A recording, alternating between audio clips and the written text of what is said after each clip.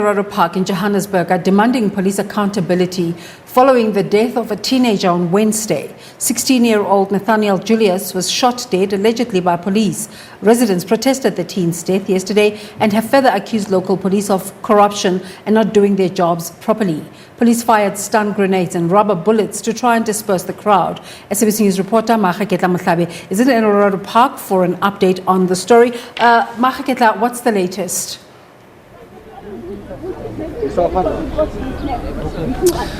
A very good day to you, Desiree. I mean, as a community gripped with fear, anger, and of course engulfed with frustration following the events of that Wednesday night. It was just after 9 p.m., Desiree, when Nathaniel Julius lost his life here, just right here by this particular truck here. We understand that police were looking for stolen car parts at that time. But according to some of the community members here, I mean, you heard reports that there might have been some crossfire among gang members. But that's not what the community members here are saying. They are actually disputing that particular report. But let me bring in an eyewitness who saw what happened on that night, Desiree.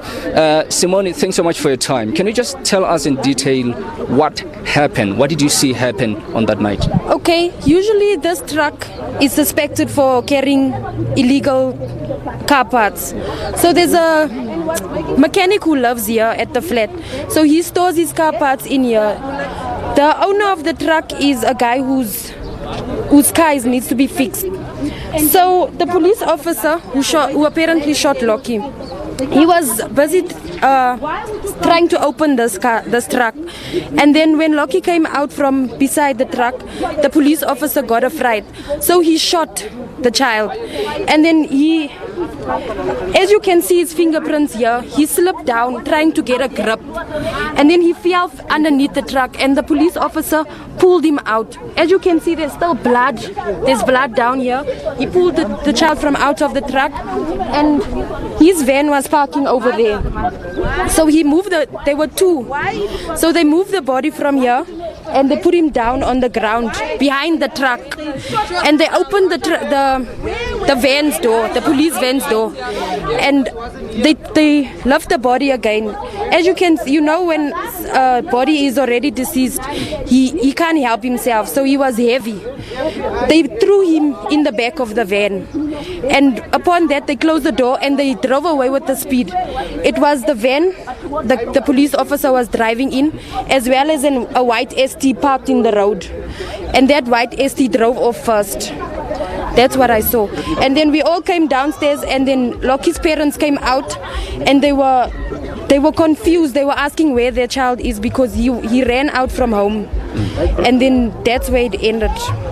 It didn't just end there, Desiree. We understand that he lost his life at Baragwanath Hospital right at that night. But let's bring in his grandfather here. Sir, our condolences to you and your family for what happened on that night. Can you just give us detail about how you got the news of this, after that particular shooting? Yeah, I'm staying in Extension 2 by the school, EWOP school. And I was feeling very uneasy the whole night. And I did not understand what is happening. I couldn't even sleep. And around about 3 o'clock in the morning, I wake up. I normally wake up about that time, and I would make myself a cup of tea. And as I was sitting, I hardly sit 5 minutes. That was around about 3:30 in the morning. And by the gate was my daughter. And Pa, she called me. They never told me anything. They just told me, get dressed. I got dressed. I was wondering what is happening. They helped me to dress and what. And they brought me down here to the house, just down the street here. And they told me, the only time they told me that Lokis was dead was when I entered the home here. They tell me, hey, Lokis passed away last night. He was shot by the police. On my arrival, on that news, I came to the scene here where Lokis was shot. I saw his finger marks there. I saw the blood there.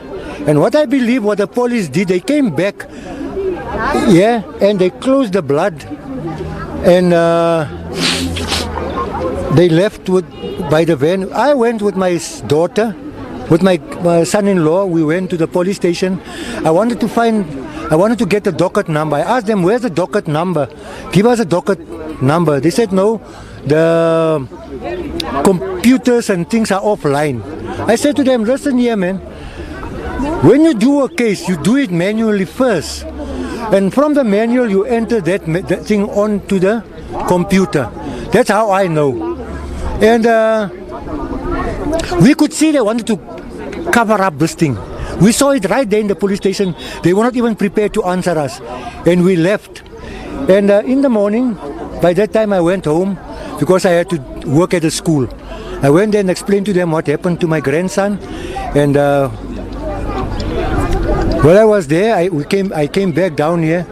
And when I came here, I found, oh, it was just war. The community was at arms with the police. They were shooting these kids the whole day, shooting at them. Huh? And the people here were very angry. Nathaniel was friends to all these people. They know Lokis very well. He was a very lovely person. He's somebody that, you know, he cannot express himself at anything. But he will say things in his own way. But we as a family, we understand exactly what he wanted to say. You know, and to shoot that boy like a dog, yeah, it's not funny, you know. That man's life was never in danger. Nobody faced him with a gun or whatever. And to shoot Lokis at close range here by this place here is just unacceptable, you know. His life was never in danger. And for what reason did he shoot Lokis? I don't know. Lokis is a Down syndrome boy. And most of things he doesn't understand. And you can see as he went down there, he went underneath the truck. The two policemen, I believe, came out of the truck. They picked him up. They first choked him and they kicked him. After choking and kicking him, they pick up his body. They throw it in the truck and they drove off. They never even wanted to find out from the community whose child is this. They just drove off, you know. And by so doing, the stepfather, Maria, the stepfather ran out as he heard a gunshot, you know, like a bomb. Okay. And he ran out. When he came here, he asked, hey, who's shooting there? What's happening? They told him, hey, Lokis has been shot. He went in there and called Lokis' mother. By the time the mother and he came out, the van was already drove off. Okay. Thank you. With Nathaniel. They went to the hospital after that. And when they arrived at the hospital, they were told by the gate, by the security, that policeman told them, this is the body they pick up in the street. And they throw him down. They went in to the hospital and found Lokis there. Lokis was already passed on. I'm so sorry for that, Baba. Let's bring you as a community leader here, Mr. Keith. I mean, we saw the community was up in arms, angry following this particular incident here. Shortly, the Minister of Police, Maageketla, is expected to come visit the family today. What would you like him to say, not only to the family, but to the whole community of Eldorado Park? Well, the very first thing that I would pose to the Minister, I'll pose the question to the Minister. All these atrocities happened prior to 94. We have the very same things of oppressing communities. As you can see, where it's a young boy that died. There's no screen of there's no signs here that says this is a crime scene. It means that we have incompetent. I'm saying this to the Minister. Minister, you have incompetent police officers at that police station. We need to reshuffle. Again, reshuffle. It's not the first time that Eldorado Park demand for that police station to be reshuffled.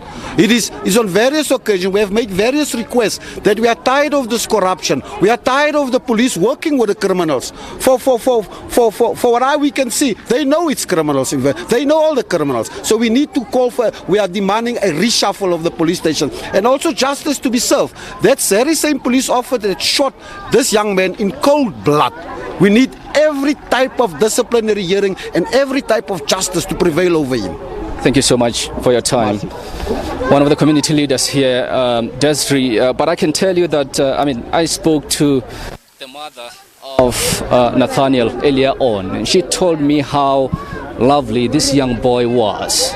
Never mind about the stigma that he was actually subjected to around the community when it comes to his condition, Down syndrome. But he was also loved by a lot of people in this community, as you heard the grandfather say. And the mother also saying that he actually greeted everyone, anyone in the community, in the streets, and he would sort of get angry if you do not return the greeting back. So that's what, or that's how Nathaniel was in this community. He was loved by everyone, which is why you see this amount of anger in the streets of Eldorado Park. We understand the minister is coming through, Maageketla is visiting the family. We just waiting to see what time exactly. We know, or we heard that it's just going to be around 12 for his arrival here. We just expected to see or hear what he has to say about this, more especially perhaps about the heavy-handedness of police, as we saw many people being injured in that protest yesterday. Thank you so much for that update. What a sad turn of events there.